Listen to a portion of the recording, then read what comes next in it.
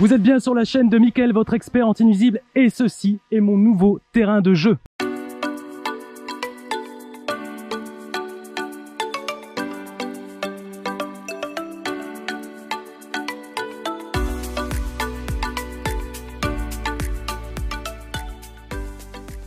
Alors non, je ne suis pas dans un champ de tulipes ou de coquelicots, je suis actuellement dans un élevage d'escargots. Mais qu'est-ce que tu fais là dans un élevage d'escargots? C'est très simple, c'est vraiment très simple. Il y a un phénomène dans cet élevage que vous allez voir est plutôt important, c'est-à-dire qu'il y a la présence de rats dans l'élevage. Alors jusqu'ici, on peut se dire que pourquoi pas.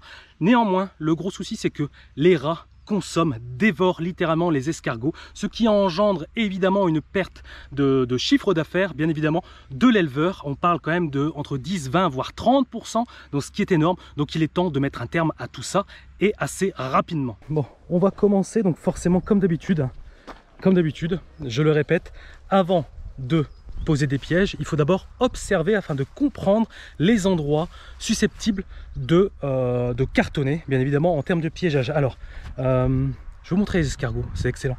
Regardez, en fait, ils sont tous là. J'ai jamais vu autant d'escargots de ma vie. Ils sont tous en rang là. Hop, là, c'est parce qu'il y a du soleil, mais ce matin, il m'a dit que ça bougeait pas mal. Mais là, il y en a, je sais pas combien. C'est assez impressionnant de voir autant d'escargots dans un même endroit. En même temps, c'est un élevage d'escargots. Mais il m'a dit, donc le jeune qui s'occupe, l'éleveur qui s'occupe de tout ça, il m'a dit qu'il y avait environ 1 million d'escargots. Rien que ça, c'est quand même énorme. Bon, ici, alors, il m'a dit qu'il y avait de temps en temps des galeries. D'ailleurs, tout à fait, il y a des galeries ici. Il y a des galeries. Alors ne vous méprenez pas sur les escargots qu'il y a ici, les coquilles d'escargots, c'est assez ancien, c'est juste pour amener du magnésium, enfin une sorte d'engrais, je pense que c'est ça. Hop, là on a du thym, ça sent bon. Ouais, on voit ici très clairement des galeries.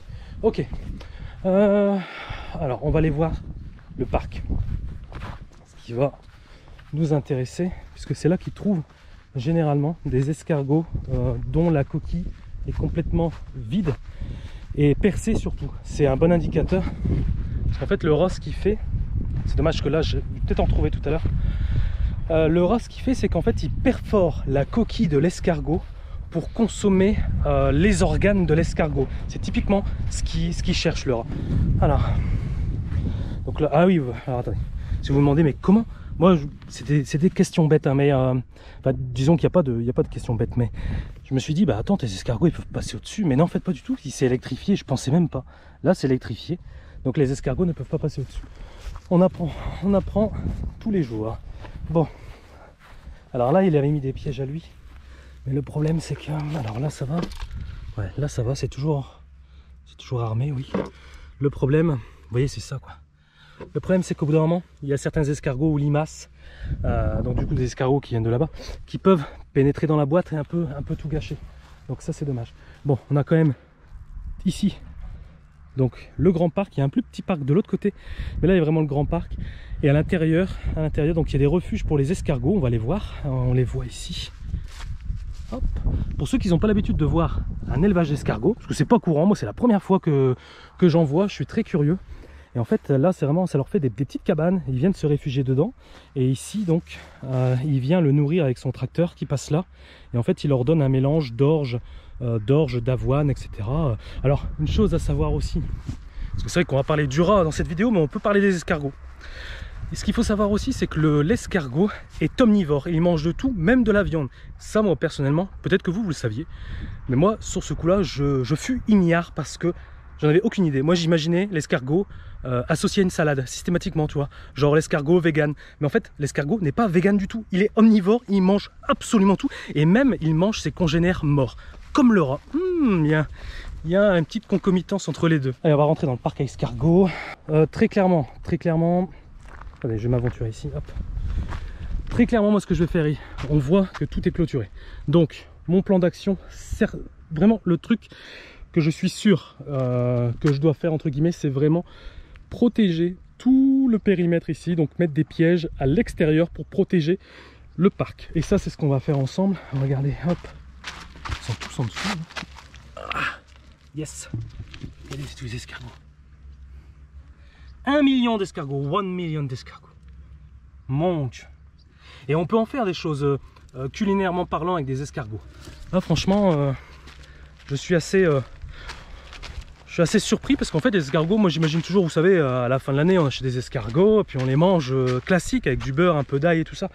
Mais on peut faire plein de choses, peut-être que je vous en parlerai peut-être au prochain épisode de ce qu'on peut faire. Là aujourd'hui on va se concentrer sur les rats, mais si vous avez des questions concernant les escargots, n'hésitez pas à me les mettre en commentaire parce que moi je vais les poser aux propriétaires. Il n'y a pas de, je le répète, il n'y a pas de questions bêtes, on est là aussi pour apprendre, et là c'est vraiment atypique. C'est-à-dire que là on n'aura pas l'occasion de venir très régulièrement dans un élevage d'escargots, donc ça c'est assez intéressant. Bon, j'ai vu, j'ai compris. On n'a pas encore vaincu. J'ai vu, j'ai compris. On va retourner à ma camionnette, préparer l'ensemble des pièges. Et je peux vous dire qu'il va y en avoir des pièges. Énormément. Bon, allez, je vais vous montrer ce que j'ai imaginé en termes de moyens curatifs et préventifs pour ce parc à escargots. Alors, c'est vraiment très simple. J'ai pensé à faire une protection tout d'abord à l'extérieur de la clôture grâce notamment aux pièges. Les pièges à rats professionnels. Hop, alors c'est très simple. Hein. Muni d'une clé. Hop, j'ouvre. Mollo. Voilà, attendez, hop, voilà.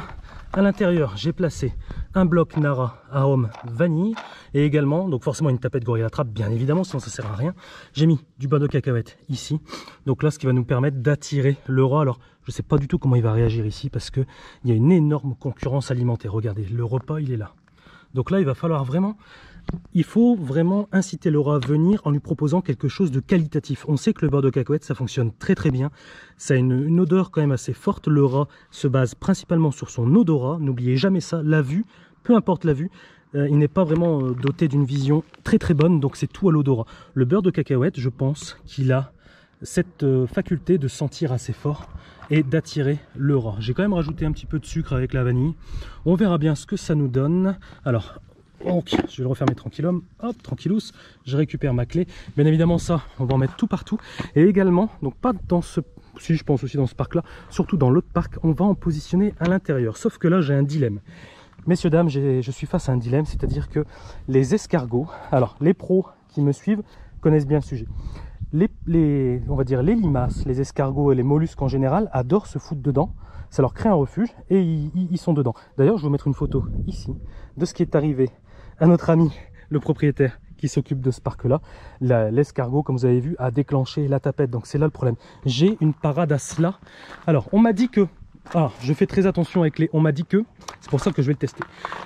Il y a la possibilité de mettre autour un morceau de cuivre sous forme de rouleau, donc de chaque côté. Et apparemment, je dis bien apparemment, les escargots ont horreur du contact avec le cuivre, donc ça va les dissuader d'entrer. Est-ce que ça va fonctionner ou pas? Je ne sais pas. C'est pour ça que je vais faire un test à l'intérieur, voir, parce que si, admettons, j'ouvre ma boîte et que c'est rempli d'escargots, ça on laisse tomber. Mais ça peut être, je pense que ça peut être très intéressant et c'est proposé sous forme de trucs comme ça. Vous voyez, les petites. Je trouve ça intéressant. Alors honnêtement, c'est la première fois que j'en utilise. Donc je ne peux pas vous affirmer que ça va fonctionner à 100%. La vidéo est faite pour ça. Je suis là pour ça, justement, pour tester des trucs, voir si ce qu'on nous dit c'est vrai ou est-ce que c'est pas vrai, parce que moi j'en ai marre des gens qui, enfin voilà, des gens qui disent ouais si ça fait ça, ça marche à fond, nanana. Non, attends, moi d'abord je teste et on verra si ça fonctionne ou pas. Bon, ok, je vais continuer à préparer mes pièges et ensuite ce qu'on va faire c'est que je vais vous amener avec moi, on va faire tout le tour du site et je vais vous montrer un petit peu ce que j'ai prévu également. Vous l'avez sans doute vu, hein, parce que vous êtes très observateurs. Pousse-toi toi, les guêpes, c'était la semaine dernière les guêpes, pousse-toi. Vous êtes très observateurs. J'ai pris des NAS, ok, NAS de capture, ça va nous permettre de capturer des rats vivants. Et également, qu'est-ce que j'ai pris d'autre? Bien évidemment, on va redonner une chance au goût de nature, j'en ai 2, donc ça je vais vous montrer ça juste après. Donc là je viens terminer la mise en place des pièges. J'ai attrapé un petit coup de chaud parce que c'est vrai que c'est super grand ton parc, il est super grand, donc il a fallu que je crapahute tout en évitant les escargots. Bref, c'était une gymnastique de fou. Bon alors, tout commence ici, donc c'est parti. En même temps je fais montrer donc aux propriétaires les emplacements pour qu'ils puissent contrôler. Donc tout commence ici. Là je mets un petit coup de... Ça c'est le spray, je crois que c'est chocolat, ouais. Ce coup-ci c'est chocolat, c'est pour masquer l'odeur au niveau du piège. Donc là t'en as un ici, ok. Il y en a un peu plus loin, environ 10-15 mètres ici. Hop, pareil, tac. Ça il n'y a pas de danger pour tes escargots, hein. Il n'y a pas de poison, en fait c'est un mélange d'eau et d'arômes surtout. Alors ensuite, c'est marrant tes escargots parce que je sais pas pourquoi ils se mettent tous là dans le coin maintenant là. Toi, ils sont tous là. Parce qu'il n'y a plus la nuit. Le fait qu'il n'y a plus la nuit, ils se sont un petit peu entassés au même endroit. Ouais, ça c'est marrant. Ils sont tous agglutinés, par contre au niveau de tes allées, il n'y a plus rien. Non. Ouais, ça c'est... Ils se mettent tous à l'abri. Ils aiment pas le soleil les escargots? Non, du tout. Ils aiment pas le soleil, ok. Enfin. Bah faut qu'ils viennent dans le nord. Ouais. Donc là, t'en as une troisième ici. T'en as une ici, là.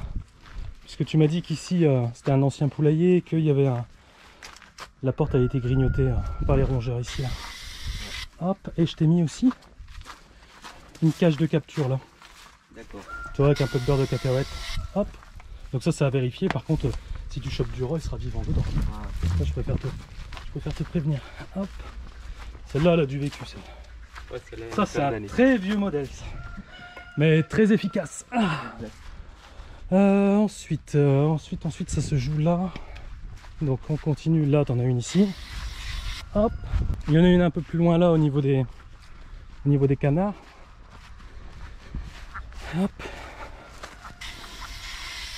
Tac. Alors maintenant ici, tu vois quand je ne me perds pas non plus. Là je t'ai mis un goût de nature. C'était ce que je t'avais parlé tout à l'heure. Il est là. Ok. Là, je l'ai mis là parce que je le trouve bien placé ici, parce que c'est assez discret ici, tu vois. Il y a encore des hautes herbes pour se cacher, tout ça. Donc je me dis que ça peut être intéressant de le mettre là. Et puis j'ai retrouvé des coquilles d'escargots, tu vois. Par contre, tout à l'heure, tu vois, j'ai été mettre des pièges là-bas. Il y a un chat blanc. Je sais pas si c'est à toi. Non. Il y a un chat blanc. Il y avait un mulot dans la gueule. Hop, t'en as un ici, le long des clôtures là.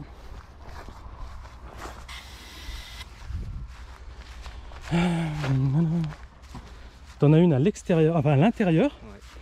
Mais ce coup-ci avec le cuivre, ok. Ah bah ça alors, très bien pour l'escargot. Ouais, mais on verra si ça fonctionne pas. Ouais. C'est comme j'ai dit, moi je sais pas, j'ai jamais testé.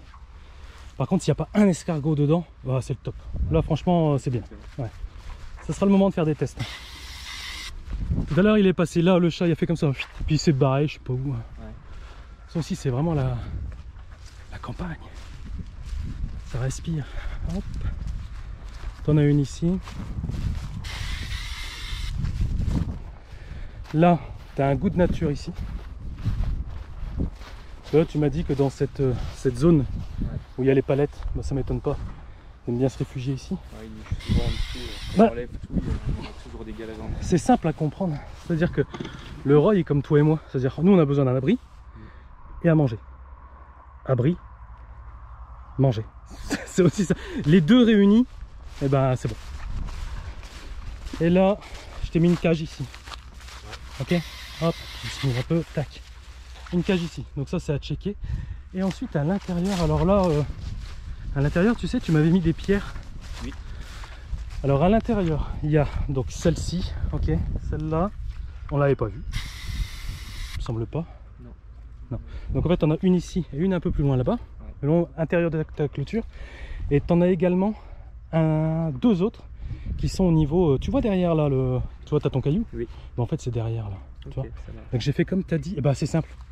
C'est simple. J'ai fait comme tu m'as dit. Tu vois les planches retournées, il y a les escargots. Ouais, bah c'est là. Pas mal hein. Parce qu'il m'a bien dit, tu peux soulever les planches avec les escargots, mais surtout repose pas comme ça parce que tu peux en écraser. Au pire tu les retournes, comme ça les escargots d'eux-mêmes vont se repositionner en dessous sans les blesser. Donc au moins là c'est clair. Mais c'est une bonne méthode pour les repérer, pour repérer où j'ai mis mes pièges, tu vois. Ouais, donc là-bas, ouais. Après il y en a une autre quelque part là-bas. Très très sympa ce petit jeune là, enfin ce petit jeune, il y a 30 ans mais je trouve qu'il gère très bien son élevage, c'est hyper propre. Et surtout très sympathique. Voilà, je ne l'ai pas dit, il verra dans la vidéo, mais c'est ce que je pense, franchement, hyper sympa, j'ai été très bien reçu chez toi. Bien évidemment, j'ai pris les caméras. Ah bah ça, bien évidemment.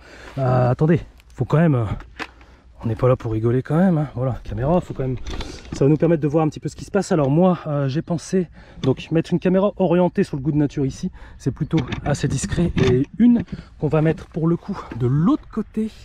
plutôt là-bas, vous vous souvenez, là où il y a les fameuses palettes. Il est là le chat, attendez. Lui c'est un chasseur. Lui là, attends. Faut pas lui faire peur. Copain. Lui là. Lui tout à l'heure là. Ouais toi là. Je te vois hein. Lui c'est un chasseur, hein. Je l'ai vu. Il y avait une sorte de mulot dans le bec. Allez c'est parti. Bon je vais installer la caméra.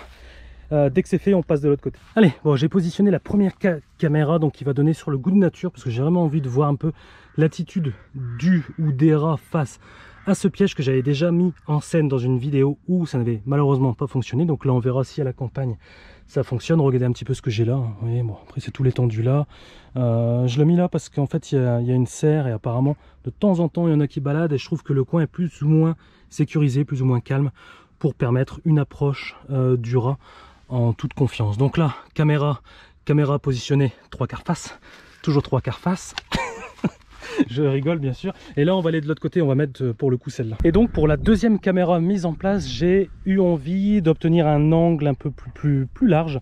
Donc j'ai filmé cette zone là qui est propice.